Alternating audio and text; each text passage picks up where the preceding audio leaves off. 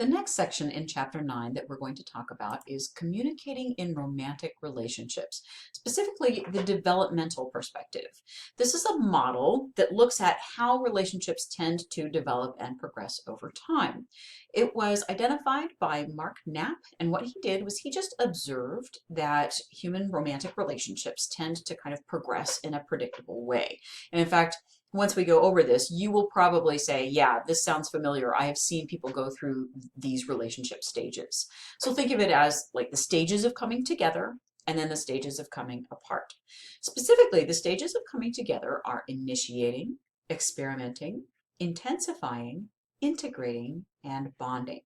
The stages of coming apart are differentiating, circumscribing, stagnating, avoiding, and terminating. So back under the stages of coming together.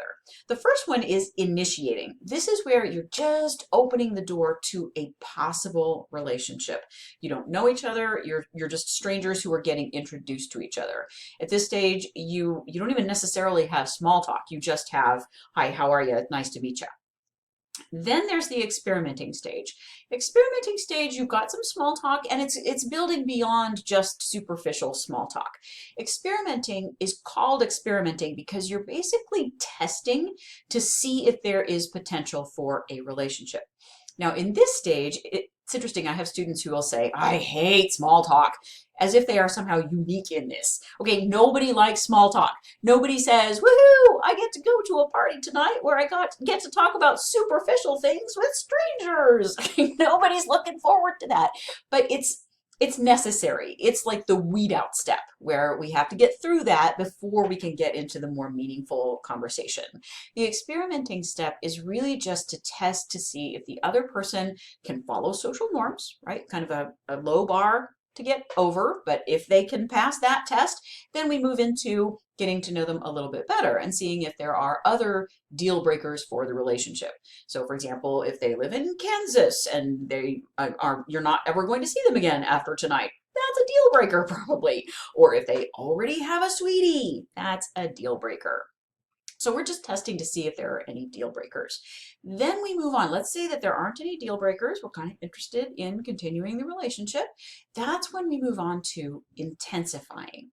The intensifying stage is where you're really into each other. Your friends are all like, get a room. The other person can do no wrong. It's very, very intense. You just really, really like each other.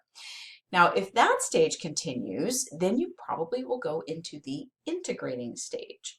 The integrating stage is where people start to think of you as a unit. The two of you are kind of joined at the hip.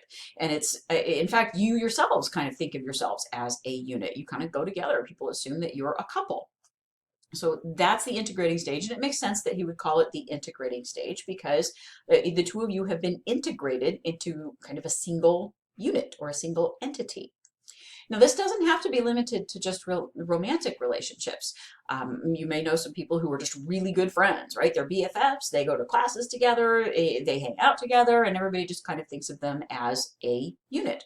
That would be an example of how the integrating stage would apply to a friendship. Now, the bonding stage doesn't, at least in our culture, it doesn't really apply to friendships. It applies exclusively to romantic relationships. The bonding stage is where you commit to an exclusive relationship with that person for the future, right? Forever. So you might get engaged, you might get married, you might move in together. Some people in romantic relationships decide that they are very autonomous and they like to lead their own lives. So they maintain separate households, but they are still together. They know that they are romantically a couple, even if they are not sharing the same household. So it gets expressed differently for different people and different couples, but it is a bonding stage where you are united, you are a couple for the future, you are committed. That is that bonding stage. Now, the stages of coming apart, differentiating, is where you kind of rediscover your own selves as different individuals, right? After a while, it gets a little bit tiresome to have everybody assume that you're joined at the hip. In fact, I once had a couple of students who were best friends and they always came to class together and they were taking a lot of classes together. And one day, one of them came to class without her buddy. And I said, where's your buddy? And she said, you know, we are not actually joined at the hip. She said, we're friends, but we do have separate lives. And I thought, you know, that's a good point. After a while, you do need to rediscover yourself as an individual. And this is especially true in romantic relationships. You need to be able to bring your individuality to the table.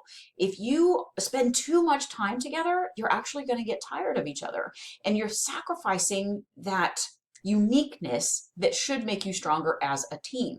So you need to be able to go do some things on your own. They need to be able to go do some things on their own. And then when you come back together, you appreciate each other more. In fact, we have a saying, absence makes the heart grow fonder. So spending some time apart is not a danger signal for a relationship. It's not, don't see it as something unhealthy or worrisome. It's healthy. Everybody needs time to be alone, to recharge our batteries, to have a little solitude. Just like we need time together, we also need some time apart.